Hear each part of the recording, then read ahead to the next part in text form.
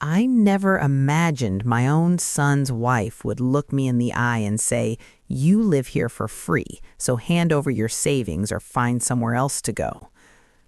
What she didn't know was that the roof over her head existed because of me, and the house she thought was hers had my name written all over it. Before I begin, if you've ever lived through betrayal like this, please leave a comment, and subscribe to Voice of Legends. My name is Harold Bennett, and at 71 years old, I thought I had already lived through the hardest parts of life. I had buried friends, worked 45 years at the same steel plant, raised a son into adulthood, and held my wife's hand through her final breath. After all that, I believed there were no surprises left for me. I believed life had already shown me its worst. I was wrong. My wife Margaret and I had been married for 48 years. She had a quiet laugh that filled every room, and a way of making even the worst days feel manageable. When she passed away 3 years ago, the silence in our house felt louder than any argument we'd ever had. That house, our house, was small, but it carried decades of memories. Margaret planting roses by the front porch, my son Daniel riding his bike down the driveway for the first time, family dinners where laughter bounced off the walls. After Margaret was gone, every room felt like a museum of moments I couldn't touch anymore. I tried to live there, I truly did, but grief has a strange way of turning familiar places into empty ones. Some mornings I would sit at the kitchen table with 2 cups of coffee before remembering there was no one left to drink the second one. It was Daniel who suggested I move in with him. "Dad, you shouldn't be alone out there," he said one evening over the phone. "You've taken care of everyone your whole life. Let me take care of you for once." Those words meant more to me than he probably realized. Daniel had always been a good kid growing up, quiet, thoughtful, the kind of boy who helped neighbors carry groceries without being asked. I was proud of the man he became. He worked as a financial analyst for a regional bank, and from the outside, his life looked stable. A nice suburban house, a steady job, and a wife named Melissa. Melissa and I had never been particularly close, but we were polite with each other. She was sharp, organized, and very particular about things being done her way. Still, she was Daniel's wife, and I believed family should try. When Daniel invited me to move in, he sounded sincere. Even Melissa agreed over the phone.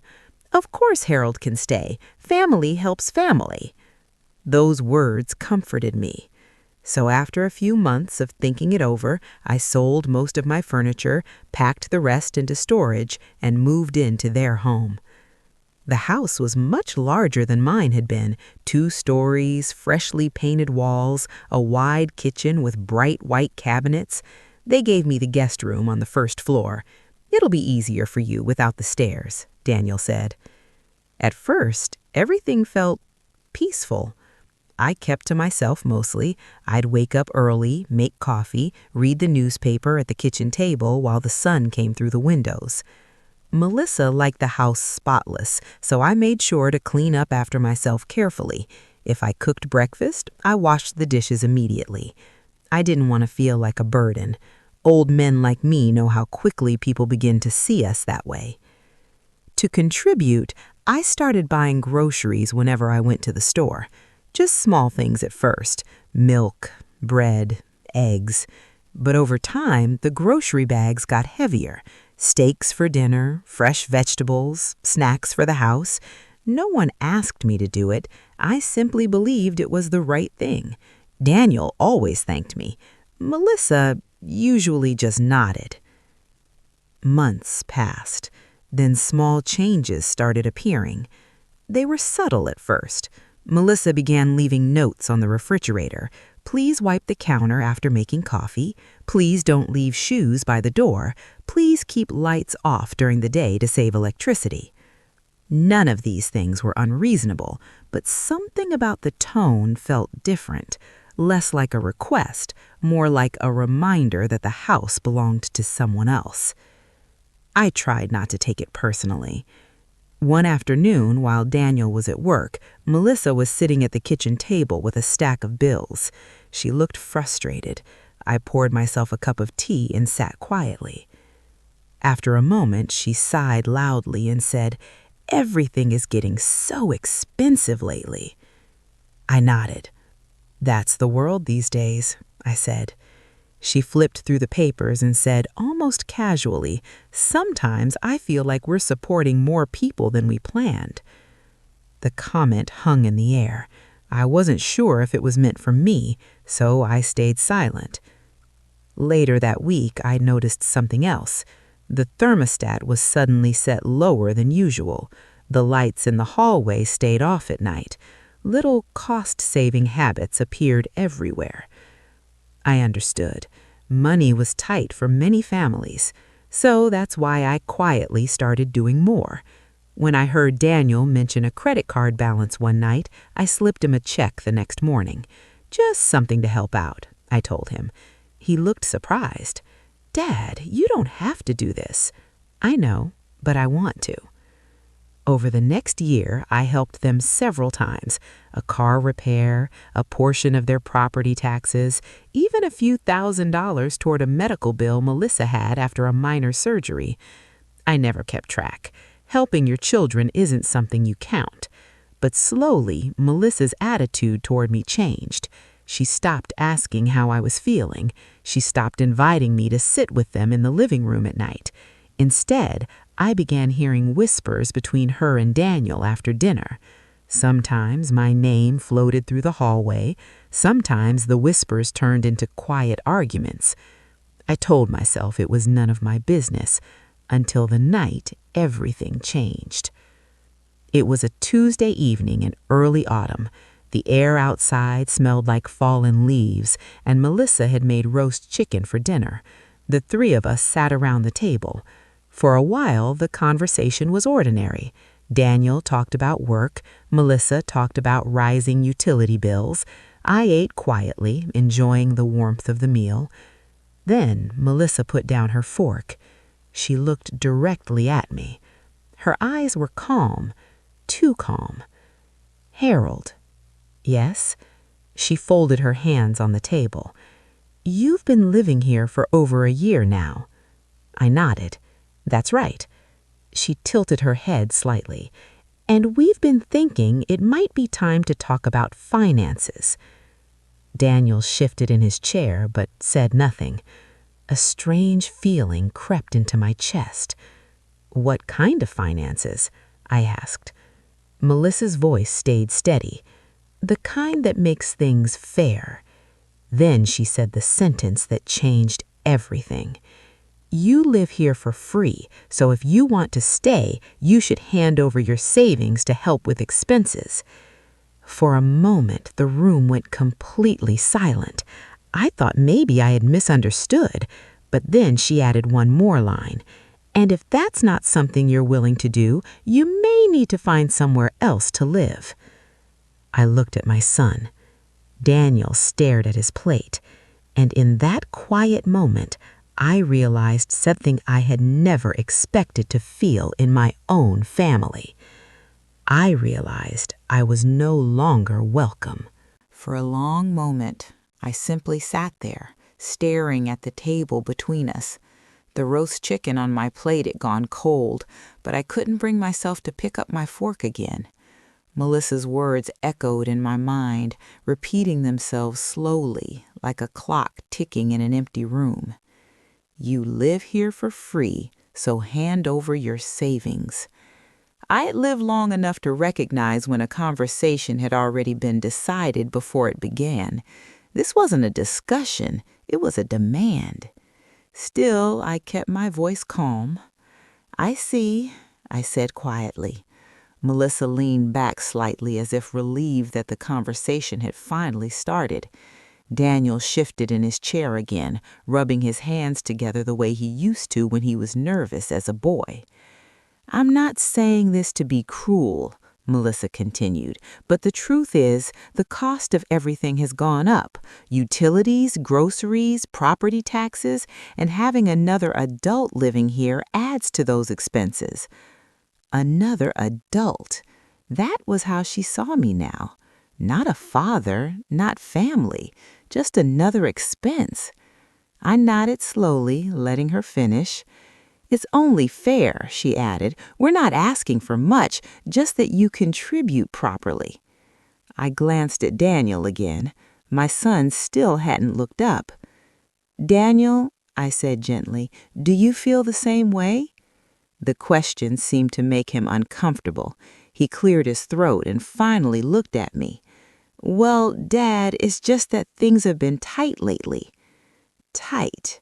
That word carried a quiet irony I didn't think either of them understood, because over the past year, I had quietly given Daniel more financial help than he probably remembered. But I didn't mention that. Not yet. Instead, I asked a simple question. What exactly are you asking for? Melissa didn't hesitate. We think it would be reasonable if you transferred your savings to us so we can manage the household finances properly. That way, everything is transparent. Her tone was professional, almost businesslike, like she was presenting a financial proposal at a board meeting. I folded my hands together on the table. And if I don't? She met my eyes directly. Then it might be best if you found another place to live. Daniel finally spoke again. Melissa doesn't mean it like that, Dad. She just means we need to be realistic. Realistic? I had spent 45 years working double shifts at the steel plant to give Daniel a stable life. I had helped pay for his college. I had supported him when he lost his first job. And now, realism meant handing over everything I had left? I felt something strange inside my chest then. Not anger, not sadness, just a quiet clarity. Life has a way of revealing people's true character when money becomes part of the conversation. I slowly pushed my chair back from the table. Well, I said calmly, I appreciate your honesty. Melissa seemed slightly surprised by my calm reaction.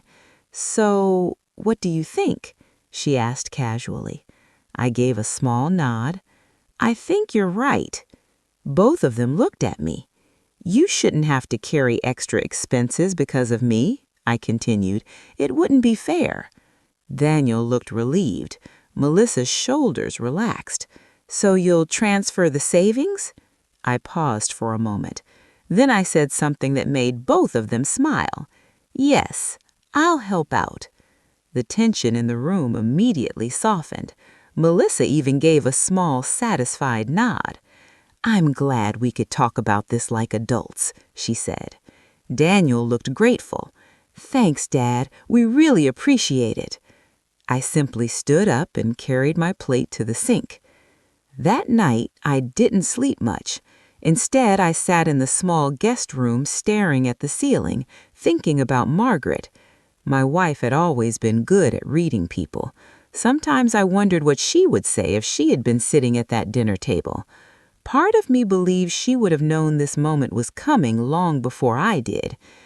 Around 2 a.m, I quietly got out of bed and opened the small lockbox I kept in my suitcase.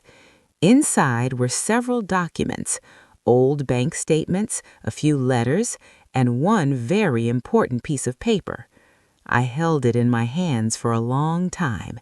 Then I carefully placed it back inside. Some truths reveal themselves when people least expect them, and sometimes patience is the best response to disrespect. The next morning I woke up early like usual and made coffee. The house was quiet, sunlight filtered through the kitchen windows, warming the countertop. Melissa came downstairs around 8. She seemed cheerful. Good morning, Harold. Good morning. She poured herself coffee and sat down. So when do you think you'll be able to arrange the transfer? She asked casually. I stirred my coffee. I'll take care of it soon. She nodded. That would really help us. Later that afternoon, I went to the bank.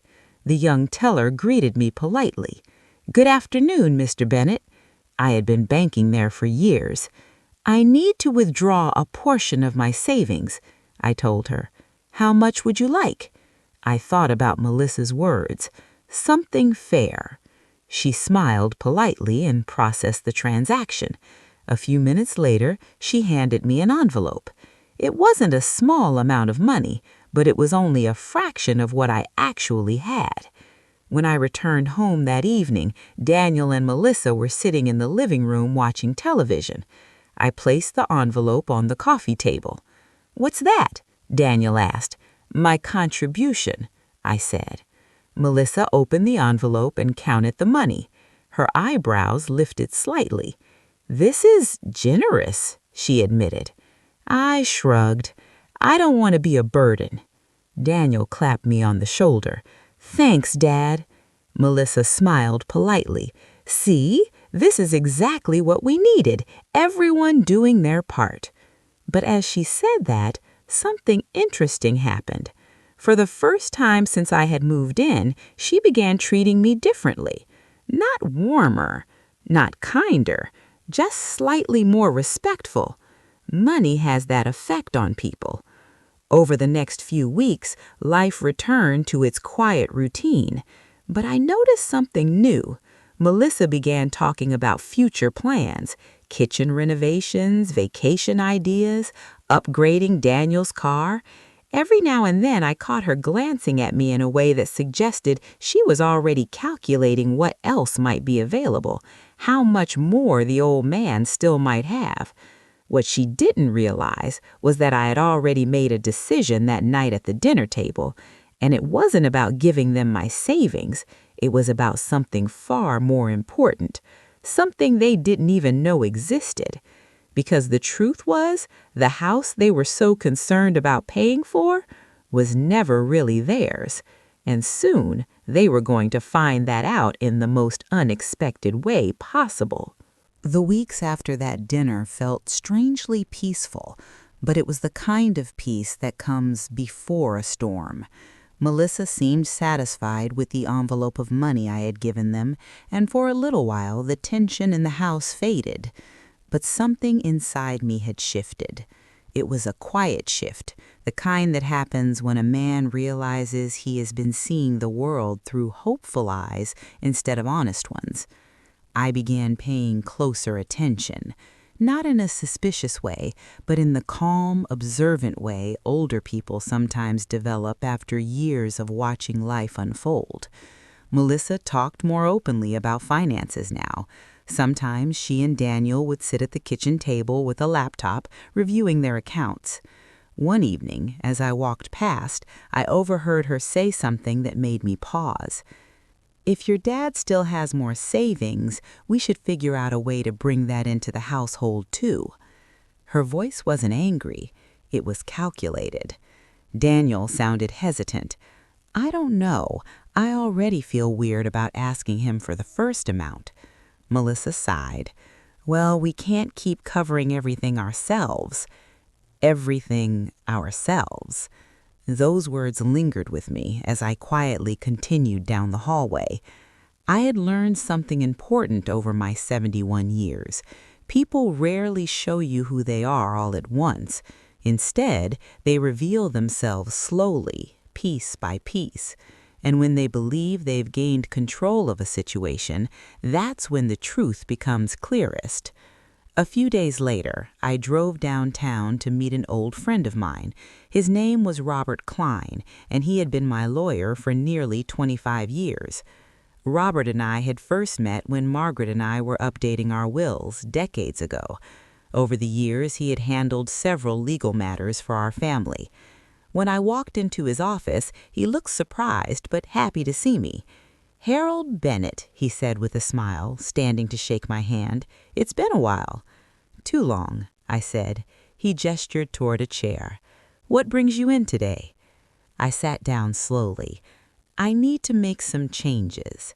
Robert raised an eyebrow. "What kind of changes?" I leaned forward slightly.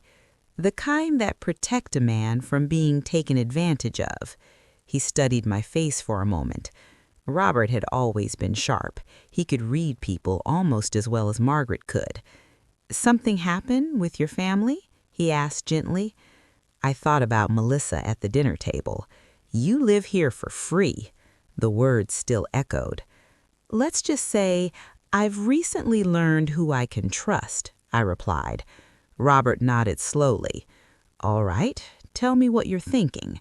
So I did. I explained everything. The dinner conversation, the demand for my savings, the subtle changes in how I was being treated. Robert listened without interrupting. When I finished, he leaned back in his chair and sighed. "That's unfortunate," he said carefully. I gave a small shrug. "People show their true nature eventually." He opened a folder on his desk.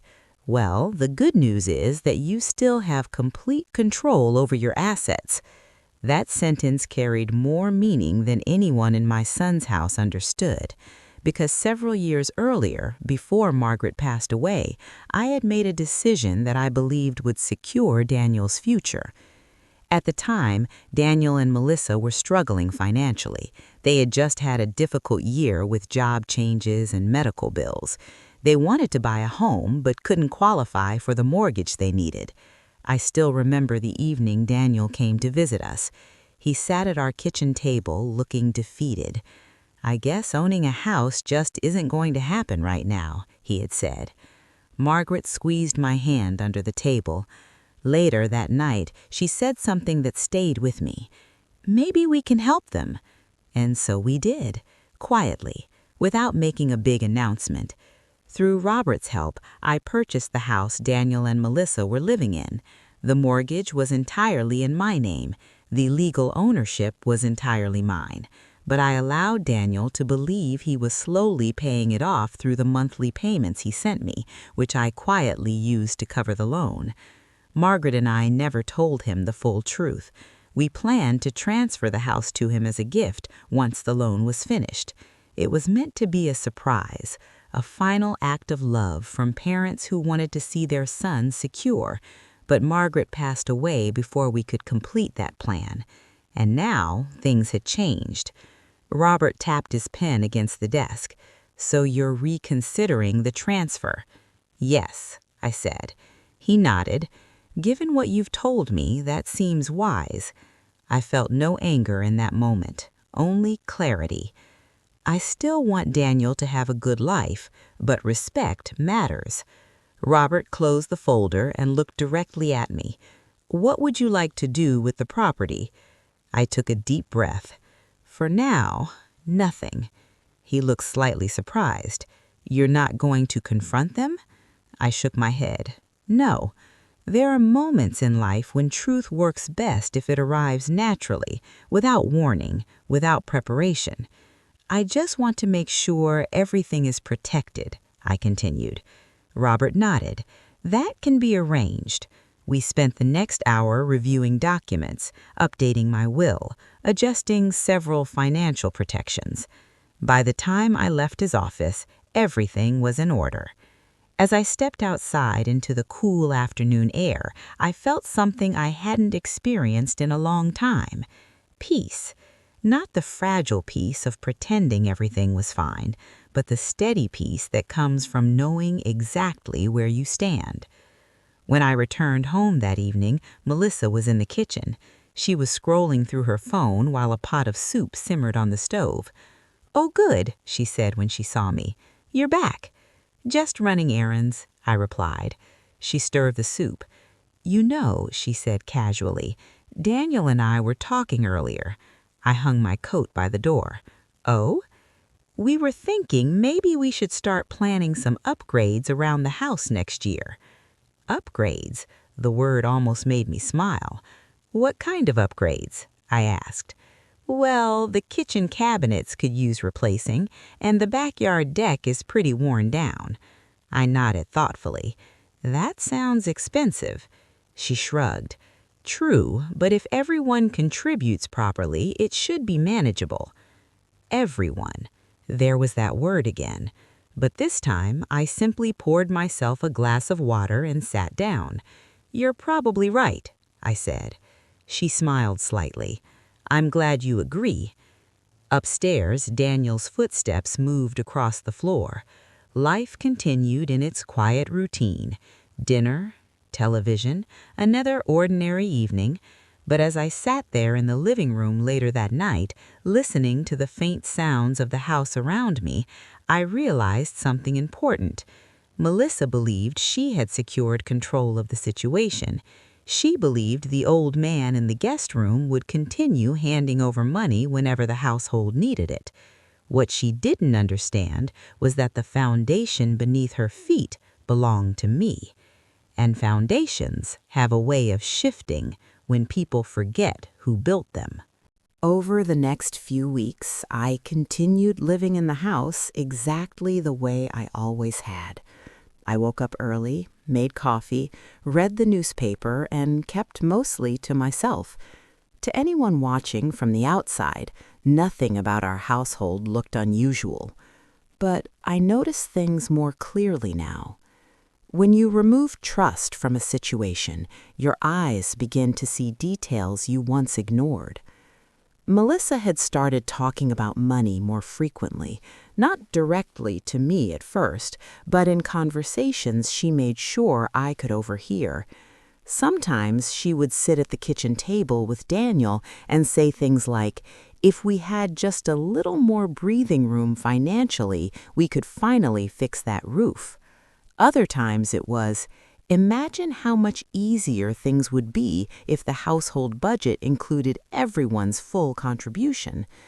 Daniel usually stayed quiet during those moments. I could see he wasn't entirely comfortable with the direction things were going, but comfort and action are two very different things. A man can feel uneasy about something and still allow it to happen. One evening, about a month after that dinner conversation, Melissa brought up the topic again. We were sitting in the living room. Daniel was flipping through television channels, while Melissa scrolled through something on her tablet. I was reading a book. Out of nowhere, Melissa looked up and said, "Harold, can I ask you something?" I closed my book and looked at her. "Of course." She hesitated for a moment, as if carefully choosing her words. "You know, that money you gave us last month helped a lot," she said. "But I was wondering, do you have other savings as well?" There it was. Not a question about my health, not about how I was adjusting to living here, just the quiet curiosity of someone trying to calculate what remained. I gave a small smile. "A little," I said. Her eyes brightened slightly. "Well, that's good," she replied, "because Daniel and I have been thinking about long-term stability." Daniel finally glanced over at us. "Melissa," but she continued speaking. "We want to make sure this house stays secure for the future," she said. Secure. I wondered if she had any idea how ironic that word was. "How much longer until the mortgage is paid off?" she asked Daniel. Daniel shrugged. "Another 6 or 7 years, I think." Melissa sighed dramatically. 7 years is a long time. I leaned back in my chair and listened quietly. She continued, "If we could reduce that somehow, it would make a huge difference." Then she turned her attention back to me.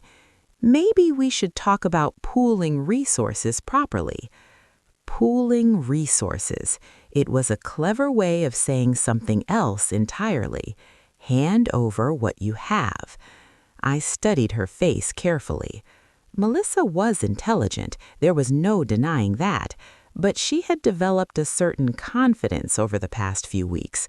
Confidence built on the belief that she understood the situation. Confidence built on assumptions.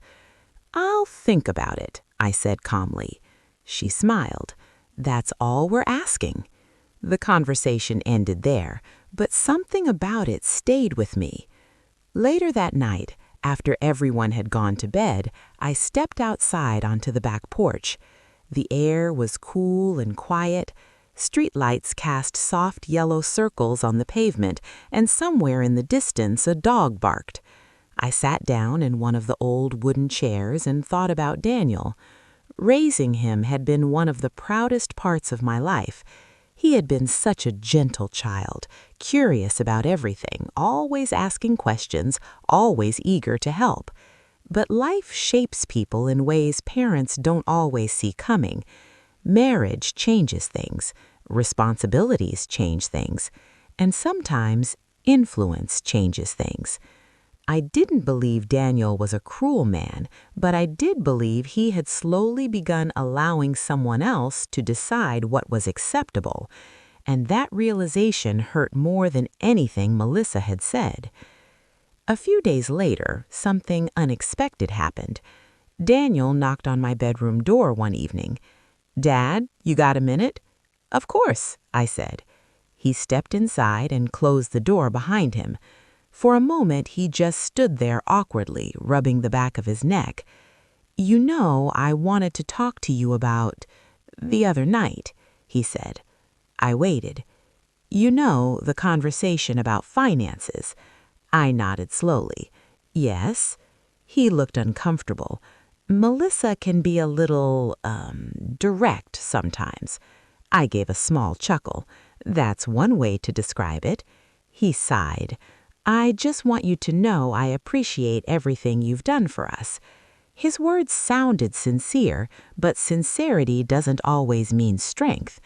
"I'm glad to hear that," I replied. Daniel sat down on the edge of the chair near the window. "It's just that things have been stressful lately. Bills, work pressure, you know how it is." I did know. I had spent decades dealing with those same pressures. "What exactly are you worried about?" I asked. Daniel hesitated. "The mortgage, mostly," he admitted. "It feels like we're always trying to catch up." I nodded thoughtfully. That mortgage he was worried about? The one he believed was hanging over his head for years to come. It had been my responsibility all along. But he didn't know that. Not yet. "Well," I said slowly, "life has a way of working itself out." Daniel gave a tired smile. "I hope so." Before leaving the room, he paused. "You're happy here, right?" he asked. The question surprised me. For a moment, I thought about answering honestly, about telling him exactly how that dinner conversation had changed things. But instead, I simply said, "I'm managing." He nodded. "Good night, Dad." "Good night, son." After he left, I sat quietly for a long time. Sometimes people ask questions not because they want the truth, but because they want reassurance. The next morning, Melissa seemed unusually cheerful. She was humming softly while making breakfast. "Good morning," she said brightly. "Good morning." She set a plate of eggs and toast in front of me. "You know," she said, "I've been thinking about something." I took a sip of coffee. "Oh?" "Maybe we should sit down together soon and review everyone's financial contributions to the household." There it was again, another step closer to the same request. "And what would that accomplish?" I asked gently. She smiled. "Transparency." That word sounded impressive, responsible, but beneath it the meaning remained the same. Control. "I'll consider it," I replied. She nodded, satisfied. What she didn't realize was that the clock had already started ticking, because Robert had called me the previous afternoon, and the news he gave me meant that everything was about to change very soon. Melissa believed she was organizing the household finances, but in reality, the future of this house had already begun to shifting in a direction she never imagined. Robert's phone call came on a quiet Thursday afternoon while I was sitting in the backyard. The autumn air had begun to cool, and a few yellow leaves had already gathered along the wooden fence. I'd been watching them drift down slowly from the old maple tree when my phone rang. "Harold?" Robert's familiar voice said once I answered. Good afternoon, Robert. I just wanted to let you know everything we discussed has been finalized. I knew exactly what he meant. All the paperwork? I asked. Completely secured, he confirmed. Your assets are fully protected now, and the property title is exactly where you intended it to remain. I nodded, even though he couldn't see me. Good. There was a brief pause on the line. You're certain you want to leave things this way for now? He asked. Yes. Robert had always respected careful decisions. Well, he said calmly, then everything is exactly as it should be. After we ended the call, I remained seated in the backyard for a long time. There's a particular calm that settles over a man when he knows the ground beneath him is steady, even if the people around him believe otherwise. Inside the house, Melissa was moving around the kitchen. I could hear cabinet doors opening and closing through the screen door. Life continued as usual, but I knew something she didn't, and that knowledge gave me patience. Over the next few days, I noticed Melissa becoming more comfortable discussing money openly. One evening, she placed several papers across the kitchen table. Daniel, look at this, she said. If we manage the budget properly, we could start putting extra money toward the mortgage. Daniel leaned over the documents. That would be great, but where would the extra come from? Melissa's eyes shifted briefly toward me. Well, we might have additional help. Daniel followed her gaze. The implication hung in the air. I took a slow sip of coffee. Mortgage payments can be a heavy burden, I said calmly. Melissa nodded quickly. Exactly. She tapped one of the papers. Right now, we're paying thousands every year just in interest. If we could pay it down faster, we'd save so much money. Her enthusiasm almost made me smile. She spoke about the house as though she owned every nail in its walls. Daniel looked thoughtful. I suppose if we could find a way to accelerate things. Melissa leaned forward. That's why I think we should have a real family discussion about finances. She looked directly at me again. Transparency benefits everyone. There was that word again. Transparency. But transparency only works when everyone knows the truth, and the truth was still hidden. For now. A few days later, something unexpected happened. A letter arrived in the mail, addressed to me. Melissa was the one who brought it to the living room. This came for you, she said, handing it over. The return address was Robert's law office. I opened it carefully. Inside was a neatly printed document confirming several legal updates we had discussed. Melissa watched curiously. Everything okay? She asked. Just paperwork, I said, folding the letter. She didn't ask further, but I noticed the thoughtful look in her eyes. Melissa had a habit of paying attention when money might be involved. That evening, during dinner, she returned to the subject again. Harold, I've been meaning to ask you something. I nodded. What is it? How much longer do you think you'll want to live with us? Daniel glanced up. That's a strange question. Melissa shrugged. I'm just thinking long term. Then she turned back to me. You know, planning for the future. Planning for the future. That phrase seemed to appear often lately. I haven't really thought about leaving, I said honestly. She smiled politely. Well, that's good, because stability is important for everyone. Daniel changed the subject after that, talking about work, but I could see Melissa's mind still moving through calculations. People who think about money constantly tend to reveal themselves through small habits, watching, estimating, measuring what others might have. The following weekend, Daniel invited a few friends over to watch a football game. The house filled with laughter and loud voices. I stayed mostly in the guest room, giving them space. But at one point, I walked through the living room to get a glass of water. Daniel's friend Mark was standing near the television. He smiled when he saw me. "Hey, Mr. Bennett." "Good evening," I said. Mark gestured around the room. "Your son has a beautiful house." Daniel grinned proudly. "Yeah, we got lucky with this place." Melissa added quickly, "It was a great investment." Investment. Another interesting word. I simply nodded and continued into the kitchen. Moments like that reminded me how easy it was for assumptions to become reality in people's minds.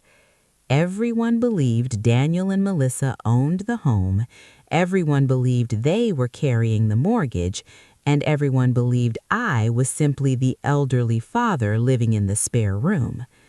Sometimes, truth sits quietly in the background while everyone else builds stories around it. Later that night, after the guests had left, Melissa began discussing the house again. "We should really start thinking about upgrades," she said. Daniel was collecting empty glasses from the coffee table. "Upgrades?" he asked. "Yes," she replied. "If we're going to stay here long term, we should improve things." She looked around the room thoughtfully. "New flooring would look amazing in here." Daniel laughed softly. "That sounds expensive." Melissa crossed her arms. "Well, it wouldn't be so difficult if the household budget was stronger." There it was again, the same subtle pressure, the same implication. She turned to me. "Harold, have you thought any more about contributing further to the house?" I looked up from my chair. "Contributing how?" She smiled politely. "Well, since you're living here and benefiting from the home too." Benefiting. That word landed strangely. For a brief moment, I considered revealing everything right then, telling her the entire truth about the property, about the mortgage, about the ownership papers sitting quietly in Robert's office. But I didn't. Not yet. Some lessons are more powerful when they arrive at exactly the right moment. "I'll think about it," I said again. Melissa nodded, though I could see she was slightly frustrated. She believed patience would eventually bring her what she wanted.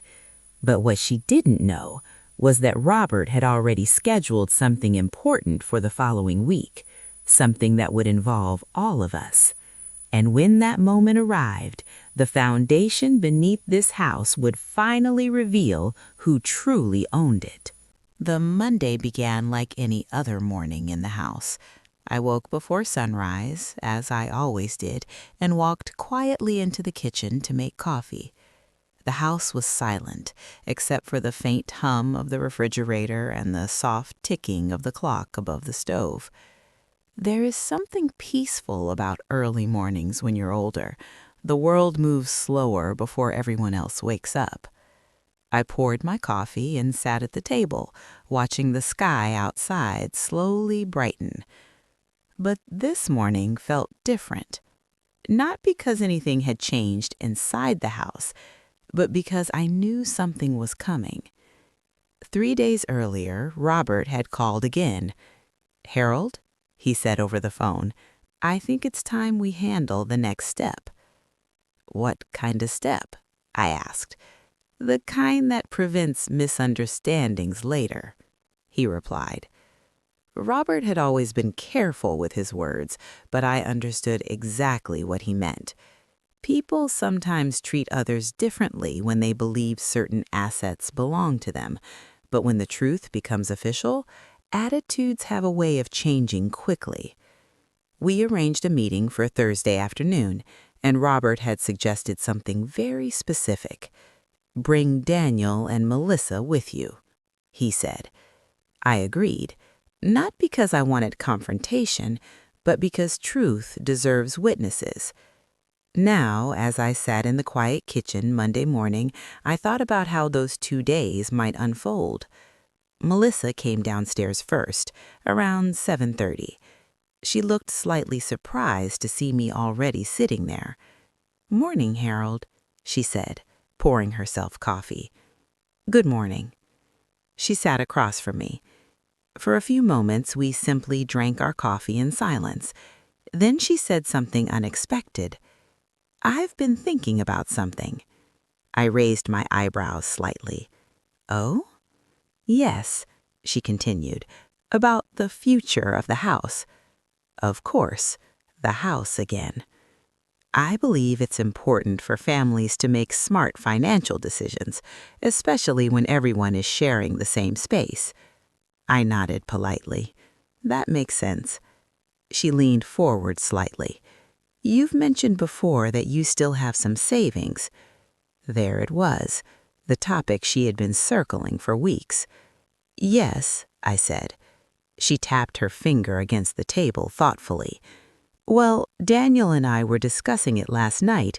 If those savings were invested into the house, it could eliminate several years of mortgage payments." Several years. I almost smiled at the irony. "I'll consider it," I said again calmly. Melissa sighed slightly. "I just don't understand why you're hesitant." She wasn't angry, just puzzled. To her, the solution was obvious. If the old man had money, it should go toward the house, toward their future. She couldn't see any reason it shouldn't. "I like to think carefully about financial decisions," I replied. She shrugged. "Well, I suppose that makes sense," but her expression suggested she wished I would think faster. Later that morning, Daniel joined us in the kitchen. He looked tired, like he hadn't slept well. "Morning," he muttered. "Good morning," Melissa said. Daniel poured coffee and leaned against the counter. "I've got a long day at work," he said. Melissa glanced at him. "Actually, I was thinking we should all take Thursday afternoon off." Daniel frowned. "Why?" Melissa gestured toward me. "Because we need to sit down and review the household finances properly." Daniel looked uncertain. "That sounds intense." She waved her hand dismissively. "It's just responsible planning." I set my coffee cup down gently. Thursday afternoon would actually work well for me. Both of them looked at me. "Oh?" Melissa asked. "Yes," I continued. "In fact, I was hoping the two of you could come somewhere with me that day." Daniel raised an eyebrow. "Where?" "I have a meeting scheduled," I said calmly, "and I think it would be good if you both attended." Melissa's curiosity immediately sparked. "A meeting about what?" "About the house," I replied. That got their attention. Daniel straightened slightly. "The house?" I nodded. "Yes." Melissa exchanged a quick glance with him. "Well, that sounds important." "It is," I replied. Daniel scratched his chin thoughtfully. "Is something wrong?" "No," I said. "Just unfinished." Melissa seemed intrigued now. "What kind of meeting is it?" "You'll see when we get there." That answer clearly frustrated her, but she didn't push further. Some people are very comfortable asking direct questions, but they also tend to assume the answers will support their expectations. The next 2 days passed quietly, but I noticed Melissa becoming increasingly curious about the meeting. Twice she asked Daniel if he knew what it was about, and twice he told her he had no idea. By Wednesday evening, she couldn't hide her impatience anymore. During dinner, she asked me directly, "Harold, this meeting tomorrow, is it about property taxes?" "No." "Mortgage payments?" "No." She frowned slightly. "Then what exactly is it about?" I folded my napkin calmly. "The future of the house." Her eyes lit up.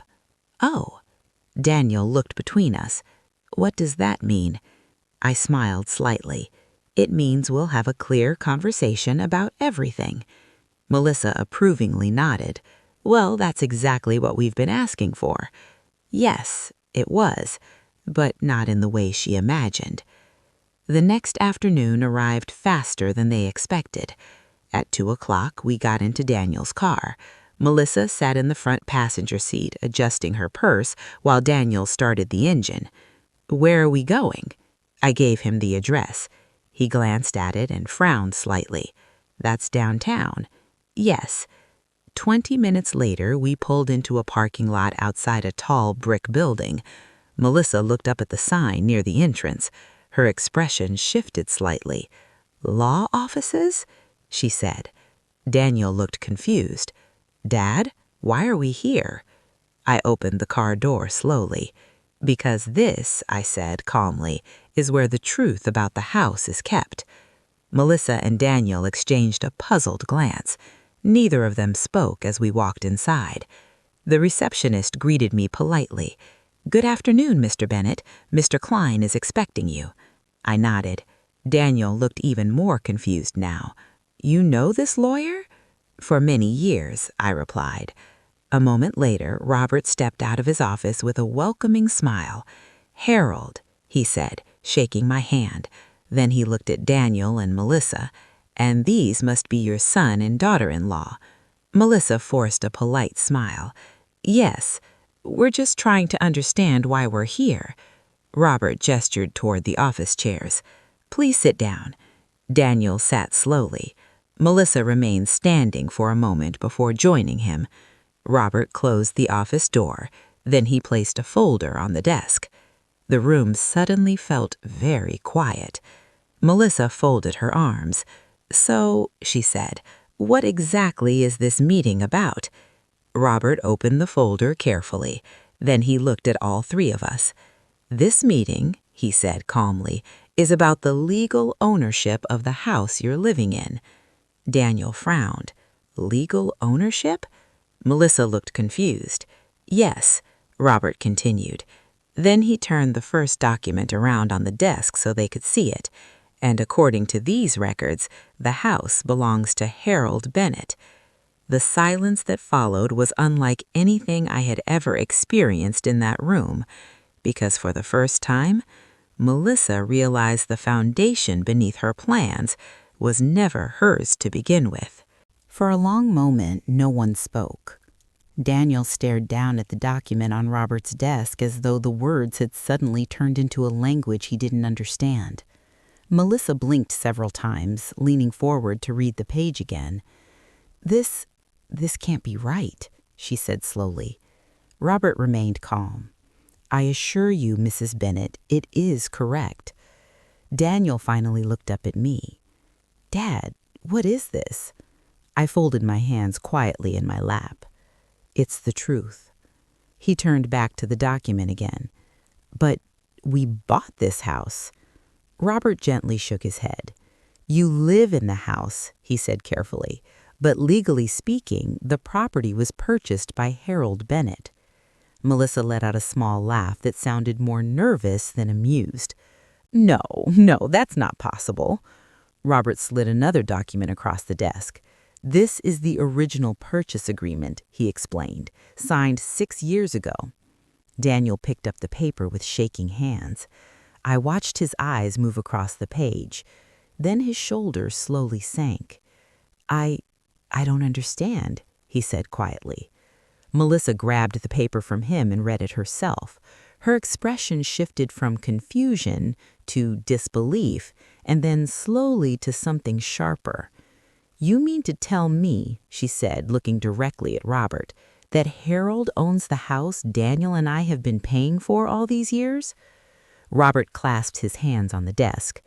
"Technically speaking, your payments were used to assist with the mortgage, yes, but the loan, the title, and the legal ownership have always remained in Mr. Bennett's name."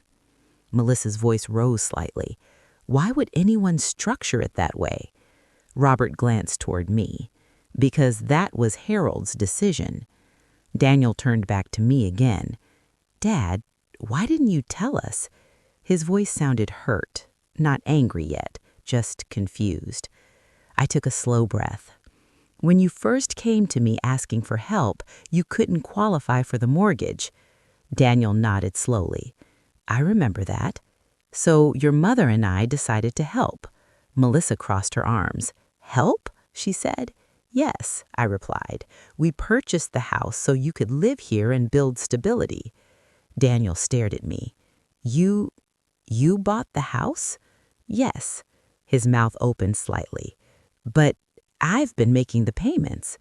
And those payments helped cover the loan, I said calmly. Melissa leaned forward in her chair. So wait a minute. Are you saying Daniel and I have been paying rent to you this entire time? The word rent hung heavily in the room. That wasn't the intention, I replied. Robert spoke again. Mr. Bennett always planned to transfer ownership of the property to Daniel once the mortgage was paid off. Daniel's eyes widened. You were going to give us the house? Yes, I said quietly.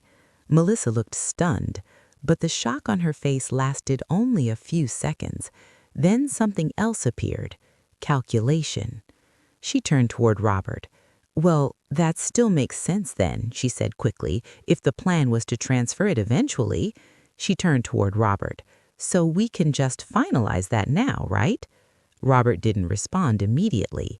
Instead, he looked at me. And that silence told Melissa everything she didn't want to hear. Her expression hardened. What? She said. I spoke calmly. The plan changed. Daniel's head snapped toward me. Changed? Yes. Melissa's voice sharpened. Why would it change? I met her gaze steadily. Because of a conversation we had at the dinner table. Her face went pale. Daniel frowned. What conversation? Melissa didn't speak, but she knew exactly which one I meant. I told you you were living here for free, I said quietly. Daniel looked between us. What? Melissa shifted in her seat. I didn't mean it like that. You said if I wanted to stay, I should hand over my savings or find somewhere else to live. The room fell silent again. Daniel turned slowly toward his wife.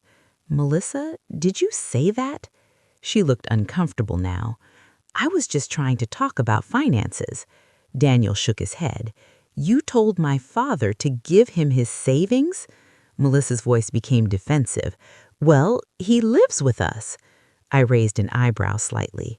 With you? Robert cleared his throat gently. I believe the property records make it clear that Mr. Bennett owns the residence. Melissa glared at him. That's not the point. Daniel rubbed his forehead.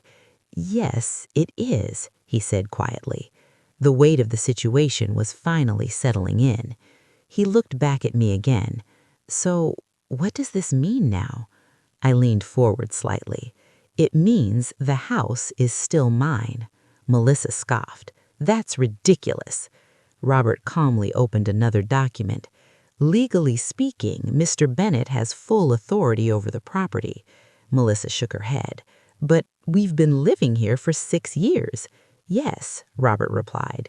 And we've been making the payments, she added quickly. Robert nodded. And those payments were accepted as contributions toward the mortgage. Melissa's voice became sharper. So what happens now? I answered her calmly. That depends. Daniel looked anxious. Depends on what?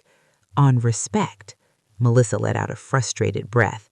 This is unbelievable. Daniel turned toward her again. Melissa, maybe we should just listen. She crossed her arms but remained silent. I looked at my son. For years, your mother and I wanted to make sure you had a secure future. Daniel's eyes softened slightly when I mentioned Margaret. But things changed, I continued. Because of one conversation? Melissa snapped. No, because of what that conversation revealed. Daniel looked down at his hands. I didn't know about any of this, he said quietly. I believe that, I told him. Melissa stood up suddenly. This is insane. You're punishing us over a misunderstanding. I didn't raise my voice. I'm protecting myself from disrespect. She looked ready to argue again, but Robert spoke first. Mrs. Bennett, your father-in-law has been extremely generous. She glared at him. That's easy for you to say. Robert remained calm. Many people in similar situations would have simply asked you to leave the property immediately. Melissa froze. What? Robert looked at me again. But Mr. Bennett hasn't done that. Daniel looked alarmed. Dad, you're not kicking us out, are you? I met his worried eyes. No. Relief washed over his face. But Melissa wasn't finished. So what happens then? She demanded. I paused before answering, because the next decision would determine the future of everyone sitting in that room. And the truth was, I had already made it. The silence in Robert's office stretched for several long seconds after Melissa's question. So what happens then? Her voice carried an edge now. The confidence she once had was cracked, but not completely gone. She still believed there was a way to turn this situation back in her favor. I watched Daniel instead. My son looked smaller in that chair than I had ever seen him. His shoulders were slumped and his eyes moved back and forth between the documents on Robert's desk and the floor beneath his feet. For the first time since we arrived, he seemed to understand the full weight of what had just been revealed. The house he thought he owned, the mortgage he believed was his burden, the stability he assumed he had built, all of it had been something else entirely. I cleared my throat softly. What happens next, I said calmly, is a matter of choices. Melissa frowned. What does that mean? Robert leaned back slightly in his chair, allowing the conversation to unfold. It means, I continued, that I have the legal right to decide what happens to the property. Daniel looked up. Yes, but what are you going to do? His voice sounded cautious, almost afraid. I took a slow breath before answering. For now, nothing changes. Daniel blinked. What? Melissa looked confused as well. You're not doing anything? She asked. No, I replied. You will continue living in the house. Daniel let out a breath he had clearly been holding. Thank you, Dad. Melissa's reaction was different. Instead of relief, I saw frustration flicker across her face. Because this outcome didn't fully satisfy her. It kept the situation uncertain. And the mortgage? She asked quickly. It will continue to be paid the same way it always has been, I said. Daniel nodded slowly. Okay. Melissa leaned forward again. And the ownership transfer? I met her gaze. That is no longer guaranteed. Her eyes narrowed. What do you mean, no longer guaranteed? I said calmly. It means the house may or may not be transferred in the future. Robert spoke gently beside me. Mr. Bennett has chosen to delay any decision regarding inheritance of the property. Melissa's lips tightened. So after everything we've paid into it, we still might not get the house? Daniel shifted uncomfortably. Melissa? But she kept going. That doesn't seem fair. I raised an eyebrow. Fair? Yes, she said firmly. We've been paying the mortgage. And living in the house, I added. That's not the point. Robert cleared his throat again. Mrs. Bennett, legally speaking, the arrangement has always been Mr. Bennett's property with voluntary contributions from the occupants. Melissa looked ready to argue again, but Daniel spoke first. Melissa, stop. His voice was quiet, but there was something firm in it now. She turned toward him in surprise. What stop?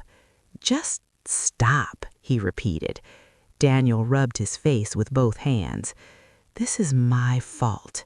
Both of us looked at him. I should have known something was different about the mortgage. What do you mean? Melissa asked. Daniel looked at the document again. The interest rates, the paperwork, the bank statements, I always thought they looked strange. He shook his head. But I trusted that everything was normal. He looked at me again. "You were helping us this entire time." I nodded gently. "Yes." Daniel leaned back in the chair, staring at the ceiling for a moment. Then he let out a long sigh. "Mom would have done the same thing, wouldn't she?" The mention of Margaret filled the room with a quiet heaviness. "Yes," I said softly. "It was her idea." Daniel's eyes became glassy. "She always worried whether we'd be okay." "She loved you very much," I replied. Melissa shifted uncomfortably beside him. For the first time since we arrived, she didn't have anything to say. Robert closed the folder on his desk. "Well, now that everyone understands the legal structure, I believe today's meeting has accomplished its purpose." Daniel nodded slowly. "Yeah." Melissa looked frustrated, but she remained silent. We stood up to leave. As we reached the door, Daniel suddenly turned back toward me. "Dad, can I ask you something?" "Of course." "Why didn't you tell us earlier?" I thought about that question for a moment. "Because the gift was never meant to feel like leverage." Daniel frowned slightly. "What do you mean?" "Because if I had told you I owned the house from the beginning, you might have felt like you owed me something." Daniel looked down. "But we did owe you something." I shook my head. "No." Then I added quietly, "Respect should never have to be purchased." Those words seemed to land heavily on both of them. Melissa avoided my eyes as we walked back to the car. The drive home was unusually quiet. Daniel focused on the road, while Melissa stared out the window. About halfway back, she finally spoke. "So now what?" Daniel didn't answer immediately. "I don't know," he said eventually. Melissa looked irritated. "Well, we need to figure something out." "Like what?" "Like making sure we don't lose the house." Daniel's grip tightened slightly on the steering wheel. "Melissa." "What?" "We're not losing the house," he said. "But it's not ours," she replied sharply. That sentence filled the car with tension. Daniel exhaled slowly.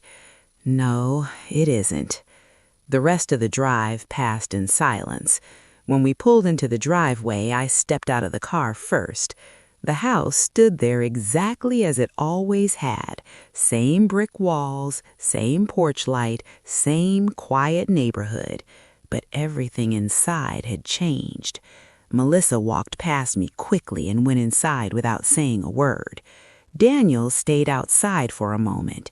He looked at the house thoughtfully. Then he turned toward me. "I'm sorry," he said quietly. "For what?" "For letting things get like that." I studied his face. There was genuine regret there, and something else too. Shame. "We all make mistakes," I said gently. Daniel nodded. Then he walked inside. I remained standing in the driveway for a moment longer. Sometimes truth doesn't explode like a storm. Sometimes it simply arrives and everything shifts quietly afterward. And although today had revealed the truth about the house, the real consequences of that truth were only just beginning. Because inside those walls, Melissa was already trying to figure out her next move. The atmosphere inside the house changed almost immediately after our return from Robert's office. It wasn't loud, it wasn't dramatic, but it was noticeable. There were fewer casual conversations, fewer smiles, and far more silence. Melissa moved through the house like someone recalibrating her position, observing, calculating, adjusting. I could feel her watching me more carefully now. Before, she had looked at me as a financial variable. Now she looked at me as the controlling authority. That shift made her cautious, and caution in people who feel threatened often turns into strategy. 2 days after the meeting, she approached me in the kitchen while I was preparing tea. "Harold," she said gently. I glanced at her. Yes? She leaned against the counter, adopting a tone that sounded almost friendly. I've been thinking about everything that happened. I waited. I hope you know that none of this was meant to create conflict. I nodded slowly. Conflict usually comes from misunderstandings. She smiled slightly, carefully. Exactly. And I feel like maybe we all reacted emotionally. I didn't respond immediately. Instead, I poured hot water into my cup and let her continue. She stepped closer. I just want us to move forward peacefully, she said. Peacefully, I repeated. Yes. Her eyes locked onto mine. So maybe we can revisit the idea of transferring the house eventually, once things settle. Ah, there it was. Subtle persistence. She wasn't angry anymore. She was negotiating. I took a slow sip of tea before answering. Transfers are based on behavior, not pressure. Her smile tightened slightly. And what behavior are you referring to? Respect, I said calmly. She held my gaze for a few seconds longer than necessary. Then she nodded. Of course. But I could sense frustration beneath the surface. She expected fear. She expected resistance. Instead, she received control, controlled patience from me. That unsettled her. Later that evening, I overheard her speaking quietly with Daniel in their bedroom. The door wasn't fully closed. Her voice drifted through the hallway. We need to make sure he doesn't change his mind completely, she said. Daniel responded in a low tone. He already made it clear it's his decision. Exactly. So we have to influence that decision. Influence. That word revealed everything. I stood quietly outside the door for a moment, not to eavesdrop for entertainment, but to understand intentions. People rarely hide their strategies well when they feel threatened. I returned to my room and sat down slowly. Melissa believed that if she behaved carefully now, if she showed cooperation, she could regain leverage. But she underestimated one important thing.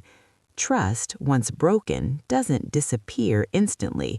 It fades slowly, and sometimes it never fully returns. The following week, something interesting happened. Daniel came to me after dinner. "Dad," he said, closing the living room door behind him, "can we talk?" "Of course." He sat across from me. For a moment, he just stared at the floor. Then he finally spoke. "I've been thinking about everything." I waited, and I realized something. His voice sounded heavy. I allowed the situation to get out of balance. I studied him carefully. "What do you mean?" He swallowed before answering. "I let Melissa handle the financial discussions because I thought she was better at managing money." He looked up at me. "But somewhere along the way, that turned into her making decisions about your place in this house." His honesty surprised me. "And?" I asked gently. "And I should have stopped it earlier." Silence filled the room for a moment. I could see real regret in his eyes, not because he had been caught, but because he understood the impact. "Daniel," I said slowly, "marriage requires partnership." He nodded. "But partnership doesn't mean one person overrides family respect." He absorbed those words quietly. "I know," he said. Then he added something unexpected. "I don't want you to feel unwelcome here." I smiled faintly. "Thank you." He hesitated before continuing. "I told Melissa that no one is forcing you to stay, and no one is forcing us to live here either." That statement caught my attention. "What did she say?" He exhaled. "She didn't like it. But," he continued, I made it clear that if this house exists because of you, then we need to treat you like the owner." His words carried weight. I felt something soften inside me. Not forgiveness, not approval, but hope. "Good," I said quietly. The next few days were noticeably different. Daniel began speaking up more during conversations when financial topics arose. When Melissa suggested cutting corners at my expense, such as reducing grocery spending that affected my meals, Daniel intervened. "Dad contributes too," he reminded her. Melissa responded defensively at first, "But we need to manage expenses carefully." "We can manage them without targeting him," Daniel replied firmly. I observed these exchanges silently. This was growth. Not perfect, not immediate, but meaningful. Still, I knew something else was brewing beneath Melissa's behavior. Her strategy had shifted. If pressure didn't work, she would try reassurance. One evening, she approached me with an unexpected proposal. "Harold," she said politely, "we were thinking maybe we should update the interior together." "Update it how?" I asked. "New furniture, better decor, make it feel more like everyone's home." I understood the intention. If she invested effort into improving the house visually, she could strengthen her emotional claim to it. It was subtle ownership reinforcement. "I'm open to improvements," I replied. She smiled. "Great, we can pick things out this weekend." But I added calmly, "However, any permanent structural changes will require my approval." Her smile faltered slightly. "Of course." She was learning. Every request now passed through a different authority, mine. That reality frustrated her, even if she didn't show it openly. A few days later, something unexpected happened again. I received a call from the bank. They informed me that my mortgage payments had been fully completed earlier than expected because of accumulated contributions over time. The loan tied to the house was officially paid off. I sat quietly after ending the call. For years, that financial obligation had existed in the background, and now it was gone, which meant one important thing. The house was completely free of debt and fully owned under my name. That realization changed everything, because debt often acts as leverage, and leverage had just disappeared. I knew then that the next conversation with Melissa would determine whether our household moved toward cooperation or deeper tension. The foundation had been revealed, the debt had been cleared. Now ownership stood undeniable, and soon I would decide what future I wanted for this house and for the family living inside it. The morning I received confirmation that the mortgage was fully paid off, I didn't announce it immediately. Some truths are powerful enough that they don't need immediate reaction. They only need timing. I sat quietly at the kitchen table that afternoon, holding the official letter from the bank. My eyes scanned the words carefully. Confirmation that every remaining balance tied to the property had been cleared. No outstanding debt, no remaining financial obligation. The house stood free and clear under my ownership. Melissa was in the living room when I finally decided to speak. "Daniel," I called out calmly, "can you and your wife come sit with me for a moment?" There was a slight hesitation before footsteps approached. They both entered the kitchen and took seats across from me. Melissa looked cautious. Daniel looked curious. "What is it?" she asked. I placed the letter on the table and slid it toward them. "Read that." Daniel picked it up first. His eyes moved slowly across the page. Then his eyebrows lifted. "Mortgage paid in full?" he said. Melissa leaned closer to read it herself. Her expression shifted almost instantly. "When did this happen?" she asked. Recently, I replied calmly. Daniel looked up at me. So that means the house is free of debt, I finished. Melissa stared at the paper as if she were calculating new possibilities. But that's good, she said quickly, right? It increases equity. I nodded. Yes, it does. She smiled slightly. Then that makes everything more secure for all of us. Her tone carried hope, but also opportunity. She believed this news strengthened her position. She believed if the house had more value now, it made her claim to it stronger.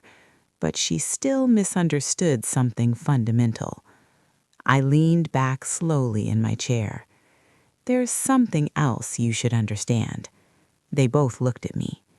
Now that the mortgage is paid, the house is entirely under my control without financial obligations tied to it. Daniel swallowed. Okay. Melissa crossed her arms slightly.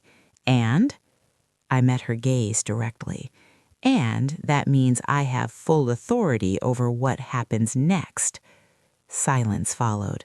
She understood immediately. Before, there had been a loan, a shared financial responsibility that created dependency. Now that dependency was gone. The ownership was absolute. Melissa attempted to regain confidence quickly. Well, as family, she said carefully, I assume you still intend to transfer it eventually. I didn't answer right away. Instead, I let the silence stretch. She shifted in her seat. Right? She pressed. Daniel glanced at her nervously. I finally spoke. I have decided something. Both of them straightened. My will has been updated, I said calmly. Melissa's expression froze. Updated how? She asked. I continued.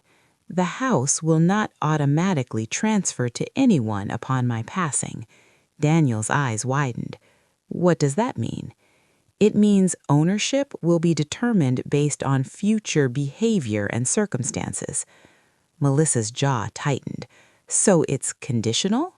Yes. Her frustration resurfaced immediately.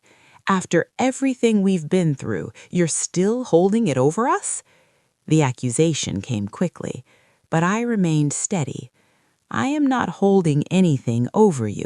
I am protecting myself. Daniel looked between us. Dad, what conditions?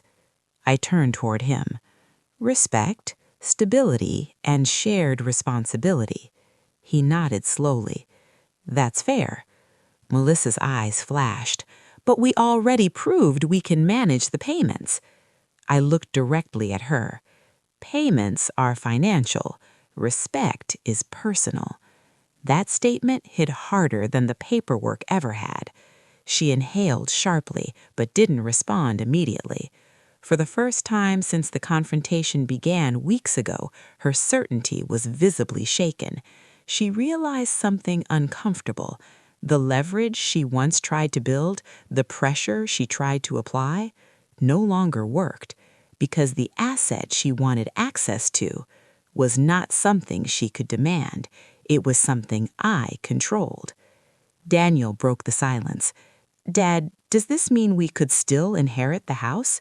Yes, I said, under the right circumstances.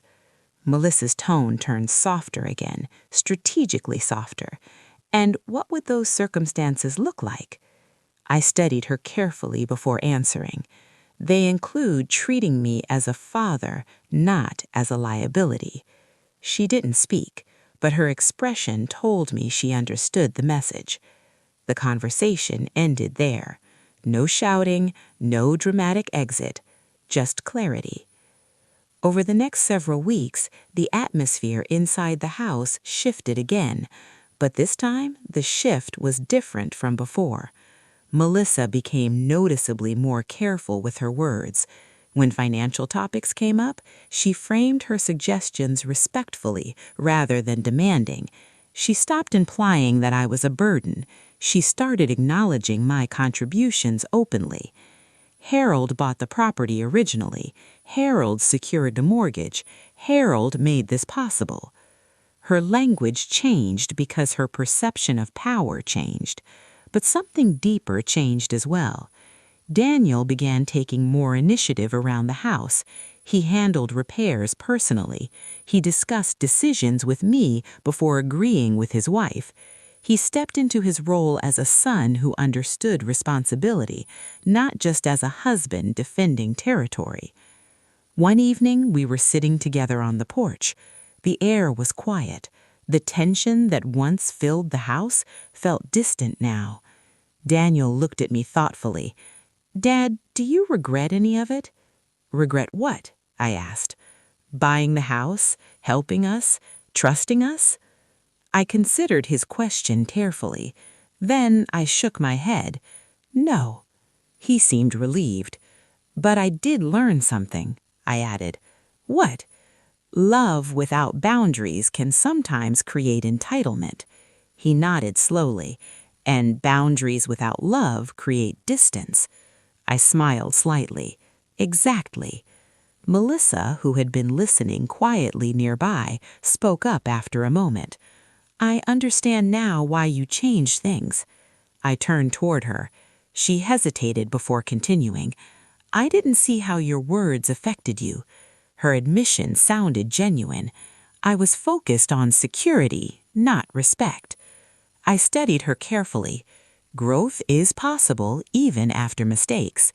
"Security matters," I replied calmly, "but respect matters more." She nodded slowly.